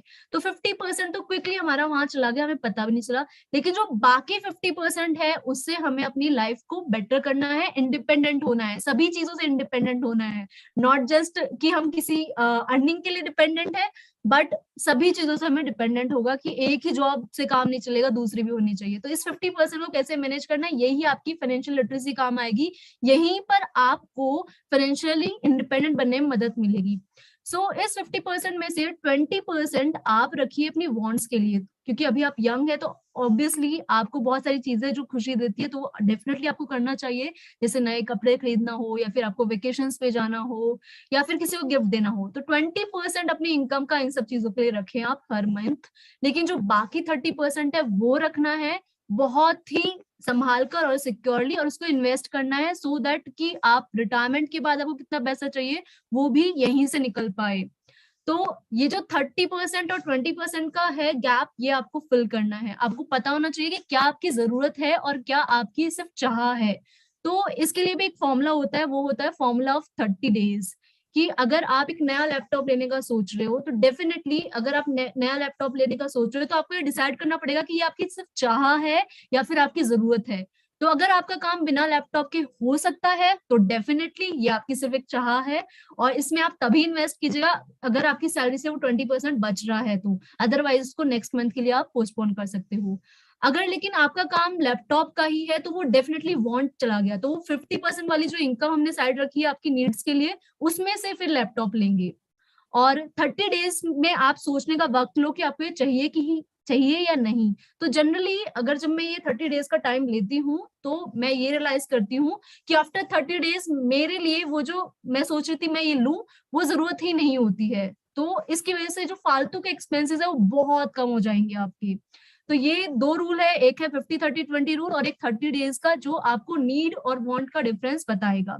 उसके बाद फिर आपको अपना पूरा प्लान बनाना है, पूरा फाइनेंशियल प्लान, कि अभी आप 5 साल में एक गाड़ी लेने का प्लान कर रहे हैं। अभी आपके पास स्कूटी है तो आप कार लेना चाहते हैं, या स्कूटी नहीं है तो स्कूटी लेना चाहते हैं, तो ये आप 5 साल बाद लेंगे। तो अभी अगर स्कूटी का प्राइस 20,000 है, 5 साल बाद शायद उसका प्राइस 30,000 होगा या 40,000 होगा। क्यों? क्योंकि एक कॉन्सेप्ट होता है महंगाई, इन्फ्लेशन, जो अभी हर साल 5-6% बढ़ रहा है। तो ये इन्फ्लेशन हर प्रोडक्ट का प्राइस बढ़ा रहा है। कुछ प्रोडक्ट का प्राइस 10% बढ़ जाता है, कुछ का 5-6% बढ़ रहा है। तो ये सारे जो कॉन्सेप्ट है ये फाइनेंशियल लिटरेसी के कॉन्सेप्ट है, कि अगर 5 साल बाद मुझे गाड़ी लेनी है तो उसका अमाउंट 30,000 मुझे चाहिए होगा, तो 30,000 के लिए मैं अभी से प्लानिंग शुरू करूंगी। अगर मुझे 10 साल बाद एक घर लेना है तो उसकी प्लानिंग भी मैं पहले से करूंगी। ऐसा तो नहीं है कि मेरी कोई लॉटरी लग जाएगी या मुझे अलादीन का चिराग मिल जाएगा 10 साल बाद और मेरे पास मेरा घर आ जाएगा, नहीं ना। तो इसी के लिए जरूरत है कि मेरे को जितने भी एक्सपेंसेस चाहिए होंगे, जितने बड़े बड़े मेरे गोल्स है, फाइनेंशियल गोल्स, उनको मैं अभी से प्लानिंग शुरू कर दूं। तो हर महीने का कुछ अमाउंट मैं कुछ जगह लगा दूं अपने पैसे का, ताकि वो अमाउंट मेरा जनरेट हो सके आफ्टर 5 इयर्स। इसी तरीके से रिटायरमेंट प्लानिंग की हम बात करते हैं कि मुझे after 50 after at the age of 60 retire होना है। तो रिटायर होने के बाद मैं एक्सपेक्ट कर रही हूँ कि मेरी लाइफ मैं 50 पे रिटायर होने का प्लान कर रही हूँ, और मैं सोच रही हूँ कि मैं इतनी हेल्दी हूँ अभी, तो शायद मैं 90 साल जी जाऊंगी। तो जो 50 to 90 है, 40 years without working after retirement, ये मैं कैसे गुजारा करने वाली हूँ। तो हर महीने मुझे 10,000 का एक्सपेंस तो मिनिमम चाहिए, तो वो 10,000 हर महीने कैसे आएगा, ये सभी फाइनेंशियल प्लानिंग का पार्ट है। ऑल्सो टैक्स प्लानिंग, कि अगर आप अर्न कर रहे हो और उसमें से कुछ पार्ट हर साल 10% या 15% गवर्नमेंट ले जाती है। अगर आपकी टोटल इनकम जहां से भी आप कमाई कर रहे हो वो 5 लाख से एक्सीड हो रही है, उससे ज्यादा है, तो आपको गवर्नमेंट को थोड़ा सा उसका पार्ट देना होगा। लेकिन उसको भी बचाने के लिए बहुत सारे तरीके होते हैं, तो उनके रिगार्डिंग भी आपको एजुकेट करना होगा। तो यही सब फाइनेंशियल लिटरेसी है। आपको ये सारे कॉन्सेप्ट समझने होंगे, और गवर्नमेंट की बहुत सारी ऐसी स्कीम्स है जहां पर आप जो ये 30% हर महीने बचा रहे हो, ये आप अपने वहां पर लगा दो, और गवर्नमेंट आपको फिक्स्ड बहुत ही कम रिस्क में हर साल 8% या 9% का रिटर्न देगी। जबकि अगर आप यही पैसा अपने घर में रख रहे हो तो वो आपको नुकसान कर रहे हो। क्यों नुकसान कर रहे हो? क्योंकि हर साल 6% तो इन्फ्लेशन बढ़ रहा है ना। तो आपने अगर वो कैश सारा घर पे रखा हुआ है अपना, जो आप बचा रहे हो 10,000 20,000, तो वो हर साल थोड़ा थोड़ा इन्फ्लेशन की वजह से चला जाएगा। क्योंकि अगर आज मैं एक स्कूटी 20,000 की खरीद पा रही हूँ तो अगले साल वो 30 की होगी, लेकिन मैंने वो 20,000 घर पे रखे हैं तो 20 खुद 30 तो नहीं हो जाएंगे ना, तो वो मुझे 30 करने पड़ेंगे अगले साल स्कूटी लेने के लिए। तो इसी को इन्वेस्टमेंट कहते हैं, इसी को फाइनेंशियल लिटरेसी कहते हैं कि हमें ये सारी चीजें पता होनी चाहिए कि हम अपने पैसे को कैसे मैनेज करेंगे। ऑल्सो जो सिबिल स्कोर की मैंने बात की है कि अपना ट्रस्ट बनाओ कि बैंक है मुझे जब जरूरत पड़े पैसा दे दे। तो सिबिल स्कोर ये कैसे बिल्ड होता है? तो उसके लिए आपको पहले बैंक में अपना एक खाता खुलवाना होगा। तो आप बैंक जाओ, वहां पर एक सेविंग अकाउंट खोलो, आपके पास आपका आधार होगा, पैन कार्ड होगा, उससे आपका सेविंग अकाउंट खुल जाएगा। फिर आपकी जो सैलरी आ रही है आप उसी में पुट करो, जितने एक्सपेंसेस हो सकते हैं उसी के थ्रू करो, अपने एटीएम को यूज करना आप सीखो, ये बहुत बेसिक चीजें हैं। और उसके बाद फिर अगर आपको, जब आपका थोड़ा सा ट्रैक रिकॉर्ड बन जाएगा 1 ईयर का और 2 ईयर का, तो धीरे धीरे आप छोटा छोटा अमाउंट लोन लेना स्टार्ट कर सकते हो। तो उससे अब वो लोन आप रीपे कर दोगे एकदम टाइम पर, विदाउट मिसिंग एनी डेडलाइन, बिना कोई डेडलाइन मिस किए। तो बैंक का ट्रस्ट बन जाएगा कि हाँ ये टाइम पे पेमेंट करता है मेरी, तो नेक्स्ट टाइम वो आपको जब एक्चुअली में आपको बड़े अमाउंट की जरूरत पड़ेगी तो बैंक आपको लोन दे देगा। इसी तरीके से एक और कॉन्सेप्ट होता है जिसे कहते हैं emergency fund.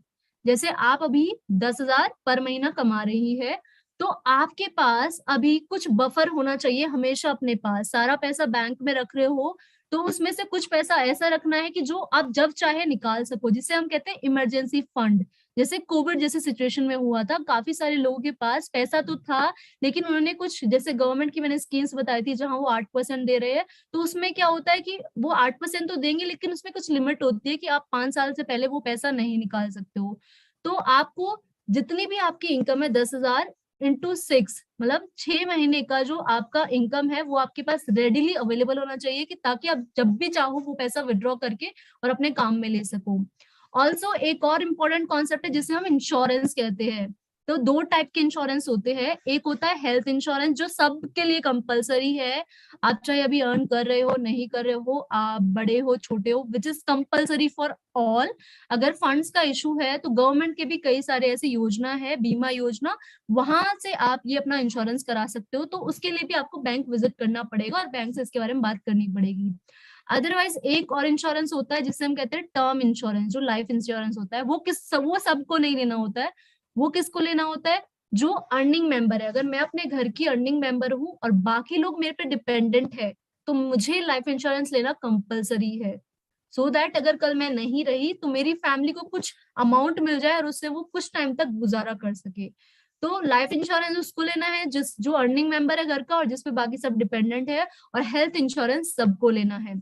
Also credit card भी आप रख सकते हैं अपने पास, वो भी एक इमरजेंसी की तरह आप यूज कर सकते हो। लेकिन अगेन क्रेडिट कार्ड भी एक लोन ही है, तो सभी लोन अच्छे नहीं होते, और क्रेडिट कार्ड का जो लोन है वो भी अच्छा नहीं होता है अगर उसे आप मिस यूज कर रहे हो। तो अगर आप उसे यूज कर रहे हो, आपको 1 महीने के लिए क्रेडिट कार्ड मिल गया, आपने कुछ अमाउंट विड्रॉ किया बैंक से और आप उसको टाइम पे रिपे कर दोगे तो कोई इंटरेस्ट भी पे नहीं करना है आपको। सो एक तरीके से फ्री मनी आप बैंक का यूज कर रहे हो, लेकिन उसमें यही लिमिट है कि अगर आप टाइम पे रिपे करोगे तो आपको कुछ नहीं पे करना है, टाइम पे रिपे नहीं किया तो again I just wanted to inform you of the time so that you can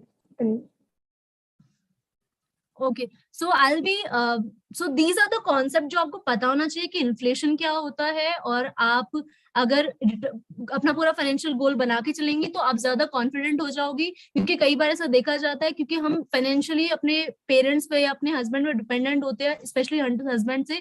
तो अगर कोई इश्यूज होता है तो वुमेन जो है वो घर नहीं छोड़ पाती, क्योंकि उन्हें लगता है कि वो उनके बिना गुजारा कैसे करेंगे। तो अगर हम वुमेन एम्पावरमेंट की बात कर रहे हैं तो वुमेन को फाइनेंशियली भी एम्पावर होना पड़ेगा, और जो वो ऑलरेडी कमा रही है उसको भी सही से मैनेज करना करना होगा।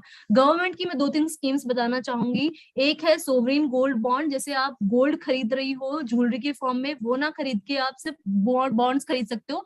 उसमें आपको जो गोल्ड का हर साल मार्केट रिटर्न मिल रहा है, बढ़ के मिल रहा है, वो तो मिलेगा ही मिलेगा, 2.5% गवर्नमेंट और एक्स्ट्रा देती है। इसी तरीके से गवर्नमेंट की एक और स्कीम है पब्लिक प्रोविडेंट फंड, जिसमें आपको 8% सालाना ब्याज मिलता है। तो आप जो भी थोड़ा थोड़ा सेव कर रही है, इन चीजों में डालना स्टार्ट करें, सो दैट जो फ्यूचर के लिए आप रेडी हो सके। और इसी को हम कहेंगे कि वुमेन पूरी एम्पावर हो रही है। वुमेन को हम एग्रीकल्चर में भी देख रहे हैं, ऑलमोस्ट टेक में भी देख रहे हैं, सभी सेक्टर्स में देख रहे हैं। तो आई वांट कि आप फाइनेंशियली लिटरेट बनो, एंड आई होप ये जो सेशन है आपके अंदर एक क्यूरियोसिटी और एक मोटिवेशन जगह पाया है, कि ताकि आप अपने आप को और ज्यादा फाइनेंशियली लिटरेट बना सको। Thank you very much, Neha, for such a valuable session. And I truly applaud the support that you're delivering to increase women's and young girls' knowledge of personal finance. Continuing with the encouragement to help young girls and women gain a better understanding of personal finance, we have an interactive session with the Hon'ble Minister of Women and Child Development, Srimati Smriti Irani, on financial literacy for young women. This session also features young speakers sharing their experiences, aspirations, and suggestions on how to better improve financial literacy and empower girls and women through it. The session is also followed by an address by Hon'ble Minister of Women and Child Development on how we can nurture more young women to develop an interest in STEM subjects and financial literacy. It is such a pleasure to extend a warm welcome to our speakers today. Our Sudeshri, she is a 25-year-old educator from Namakkal, Tamil Nadu, and she has an MA in English literature. Sudeshri has not let her dwarfism be a physical handicap. She enjoys sports and activities and particularly enjoys playing chess. She always wanted to be a teacher and is currently providing tutoring to students in grades 6 to 10. Our second speaker, Megha Das, is a budding entrepreneur from Ahmedabad, Gujarat. Megha is a textile enthusiast and a gold medalist from National Institute of Fashion Technology. She is the founder of Amuni, a startup that connects India's rural artisans directly to the urban market. She has won the Vibrant Gujarat 2019 Award for Women-Centric Solutions.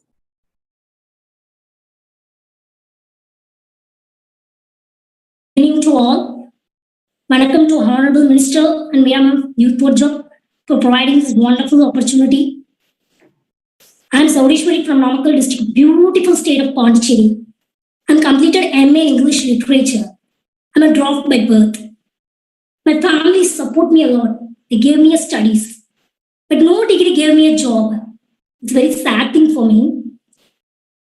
All companies, even schools, are neglected and looks only at my disability, not my ability.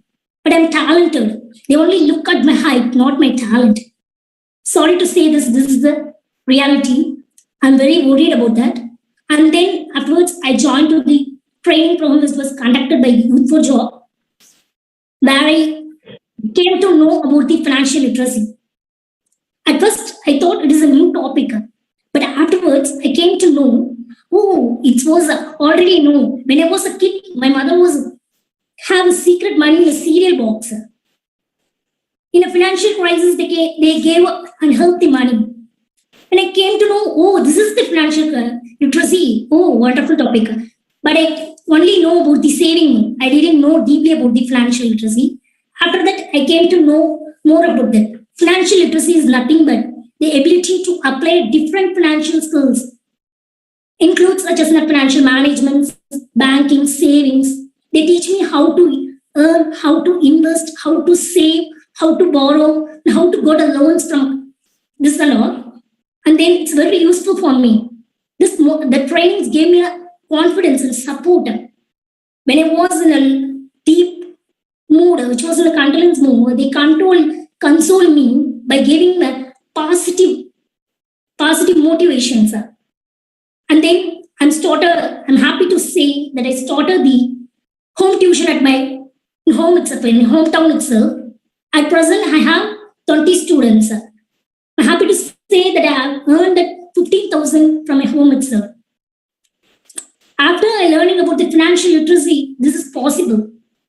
Before that, I have a skill, but I don't use that. After learning this, I came to know that how to apply, how to use, how to earn. Don't get emotional, be strong, that and all they Even though it's a financial literacy, they gave me the positive motivations. And then I started using many trusted apps, which was GPay, PhonePay, Google Pay, these are all. Because in previous, we want to go bank and stand in queue. But now it was very easy to handle all in an Android mobile itself. Simplicity and make a transaction, money transaction is a very easy thing, but we want to be very careful in that. Okay. I opened a new bank account for my saving because before that I have my family take care of me, but now I'm taking care of my family. And then I have opened a new bank account for my saving for my future. I also manage my family income and expenditures. It's a good thing, no? Because they develop me. I'm now developing them. And then my family is proud that I'm independent and support them.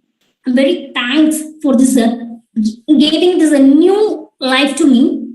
And then I want to say my personal experience is that when I'm a woman as a disabled person, but some of them are hesitate to give opportunity. As a man, as a Chief Minister, Honorable Chief Minister, please note this. Even at drop also, it's a person, no. They, in a physically challenged, they notice only about the hearing, can't speak, that and all only, but they didn't concentrate about the drop. Drop is also a person, please treat them humility, okay? Treat them with the humanity. And then for young people, I want to stay, the woman must be stand by woman. They don't get hesitate because we are not in a stone age, we are in a modern era. Has it? Okay, we want to be stand by woman. We have many vocational groups, skills, we want to develop that, we want to do that. It's a very important one for us. And then I have one obligation towards the Hon'ble Minister, ma'am. Physically challenged or neglected in the banks for loans. You tell that there is a lot of schemes, but there is a too long process, ma'am. They didn't respect us. They look with the hesitate things. How can we face it? It's a lot of things. Another one, ma'am. The process, please make a guidelines for the financial literacy and the sexual harassment which was held by the very violent person. Please, our laws are good. Please make them strict to do that, ma'am. Thank you, ma'am. Thank you, Saudeshwari. Firstly, I know that life has been full of struggles, but I'm also grateful that you have found the strength to find solutions. And I'm also of the opinion that we are quite blessed that young girls like you who have talent, who have potential to fight back, who are well-spirited, find support throughout society for their dreams to come true. I want to firstly, Saudeshwari, highlight to you that through the Ministry of Social Justice, the government is committed to ensuring support for people with disabilities. We call them Divyang. Additionally, your experience with the bank and your desire that paperwork gets simplified.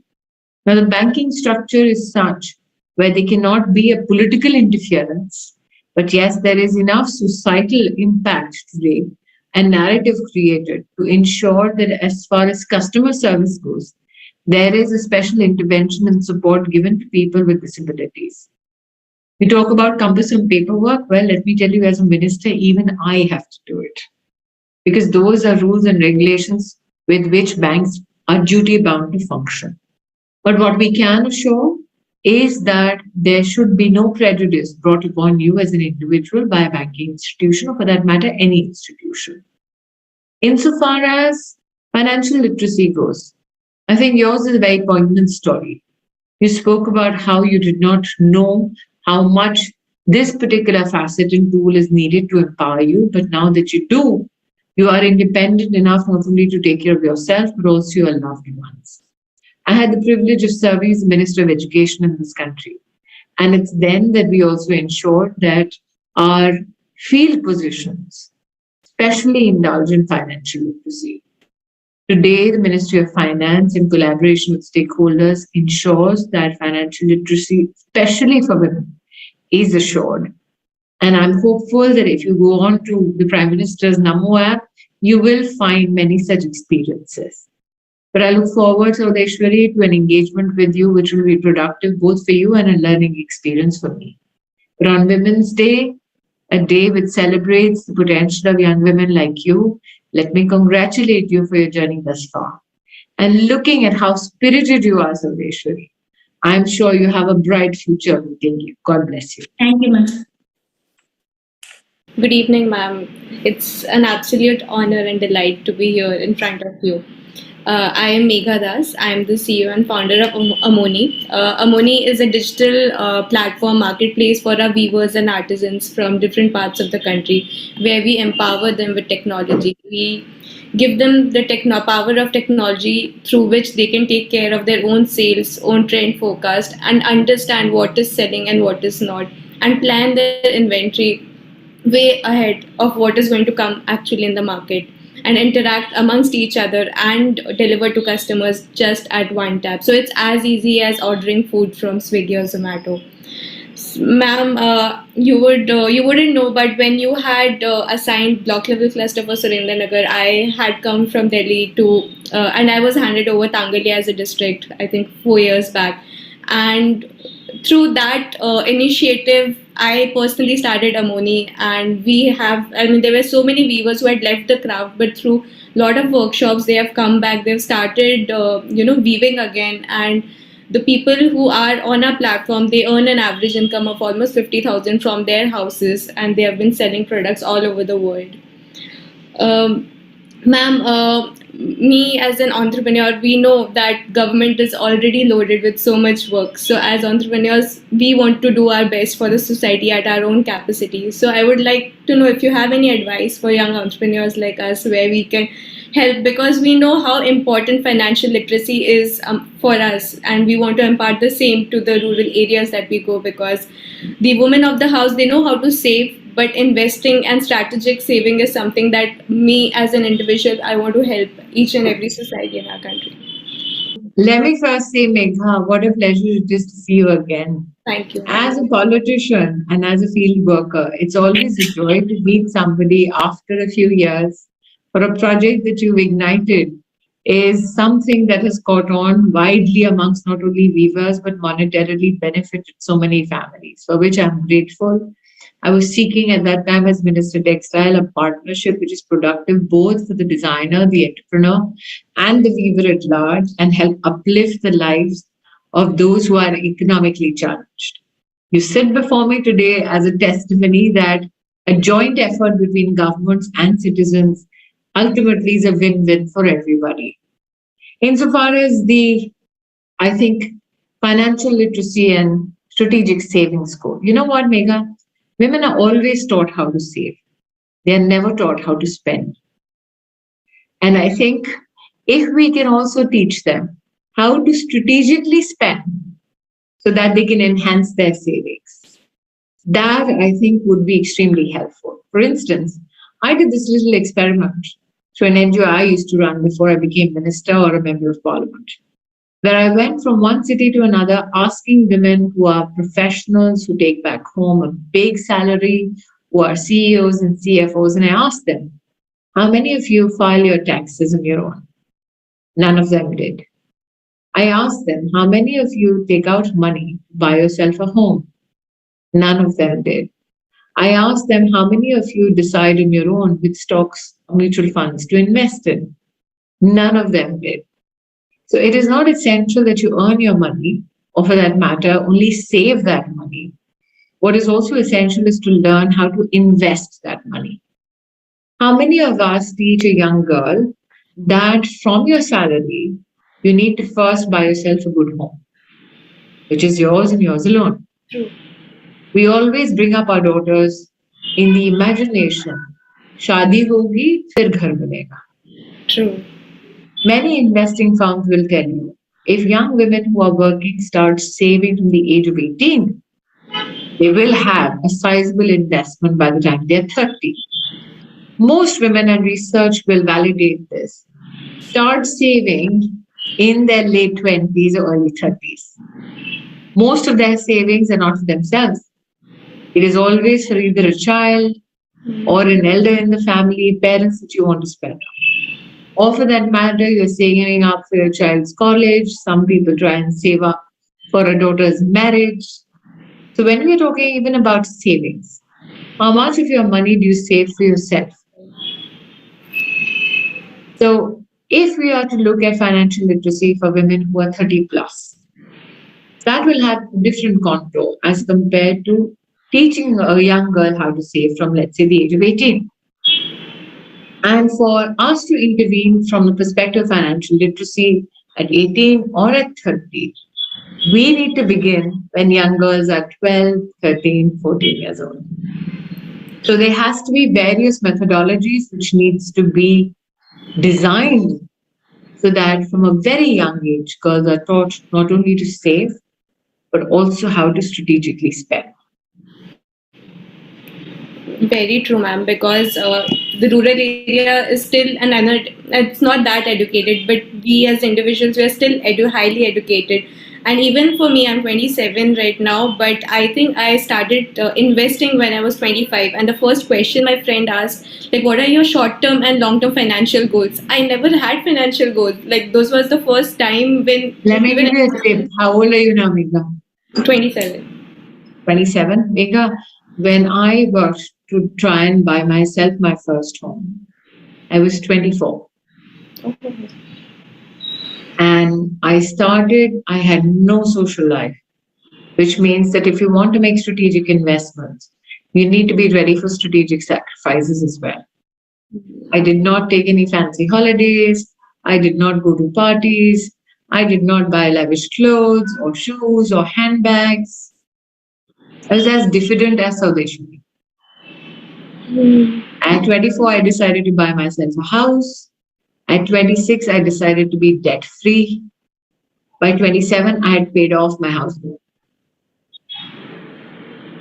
That's really so the one adage I live by, because I come from not a very fancy family, didn't have much money growing up, is to make sure that yes, you buy yourself a house. But when you're very young, as far and as fast as possible, be debt-free. I have never bought myself a fancy car. I've bought 4 wheels, which can run and take me from point A to point B. So when, like I said, learn how to save, learn how to spend strategically, but learn also what are you willing to sacrifice for the big investment that you have. You want to live your life, but at the same time, ensure that you're financially adequately ready to face a life which is filled with challenges as you grow older. So always do, apart from long-term and short-term, always do a strategic planning of what if everything goes wrong. What is your plan B is what everybody will tell you to make. My suggestion, add a plan C, D, E, F, G, H, I, J, K, L, F. Just plan ahead. Think of all the worst case scenarios. Once you do that, you're always taught to be dreamy. You're always taught to think of the best things possible in life. And always prepare for the worst.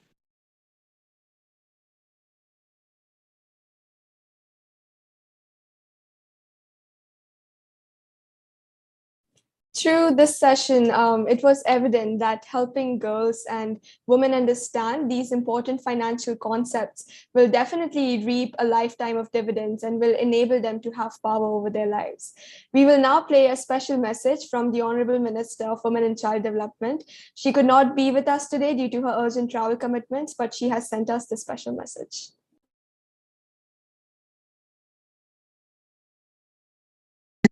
Thank you so much, Team UNICEF and YuWaah, for participating in this deliberation and dialogue with 4 outstanding young women from the field of science and finance who are real-life examples of the potential of young Indian women and girls. My appeal to you today is this. I've spoken to girls in science, and my belief is that women and their leadership in Indian science is something that the world will celebrate in the times to come. That the female power at ISRO is being celebrated, spoken about. For some, may be a bit of an old news. But when I look at young girls like Varshini and Vindita, I am hopeful that there are many new horizons that will be transcended by such young scientific minds. Can we collectively, between UNICEF and all the stakeholders who've joined us today for this conversation, look at one important aspect with regards to women in science? As Minister of Education, I had the privilege of proposing to the country a program called Imprint India. We had taken 10 subjects of national importance, which went and oscillated from defense equipment to sustainable housing and other such foundational issues which are based on science. I also had proposed 7 years ago manpower planning in those 10 scientific fields. Can we do a female power planning in those scientific verticals and look at the prospects of academic institutions, technology-based and science-based organizations that can come together to elicit a response from society at large as to what is the female potential that needs to be unleashed in these scientific verticals. So Saudeshwari and Megha today threw up not only stories of inspiration, but also elements that need introspection. I join calls with Saudeshwari and speak about the need to enhance our engagement with women with disabilities, the Divyang young ones, so that they can be financially empowered to live an independent and respectful life. What are those challenges that accrue to such young women? If we can highlight that through a study, through a paper, I'm more than happy to take it up with my colleague in the Ministry of Finance. Megha speaks volumes of the potential of young Indian women in enterprise, which can also be dedicated to saving crafts that we've held dear to our hearts. But what she also brings is this enterprise with her of wanting to empower more and more families, and particularly women, financially. And that is why what I said of Megha in our conversation is what I repeat now. While we teach young women, and especially young girls, how to invest, can we now teach them about strategic investments and strategic spends?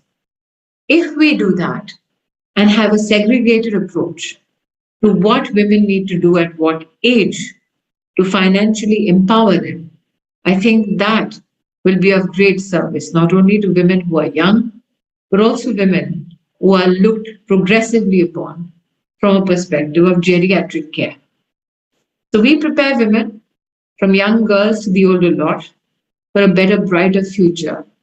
The fact that we begin young is why UNICEF and YuWaah have joined cause with the Ministry of Women and Child Development. Ladies and a smattering of gentlemen who have joined us today for this conversation. This International Day is Women's Day is a day to celebrate not only the potential of Indian women, but also a day of resolve and promise. Let's resolve that we will allow every young girl in our country to fully exploit her potential, that we will give her an opportunity to equally compete with other genders, and that we will facilitate her in such a fashion that she gets new wings to fly off to new horizons. My congratulations to all the participants. Happy Women's Day to all of you. As we draw near the end of today's events, I would heartily extend the sincerest gratitude to our speakers today for taking out the time to educate, uplift, and recommit to continuing changes that ensure every girl and woman has the chance to fulfill her potential and live her life on her own terms. Today, we amplified our understanding of personal finance and engaged in formatting a gender-inclusive STEM mindset. The lessons of today will surely have a profound impact in the future. This International Women's Day, I hope we all can tap into our dream of providing every girl around the world access to a diverse and inclusive environment in STEM and the freedom to choose their own path to empowerment. Thank you, Charvi. May I request all the esteemed guests to switch on their cameras if possible? We can have a photo.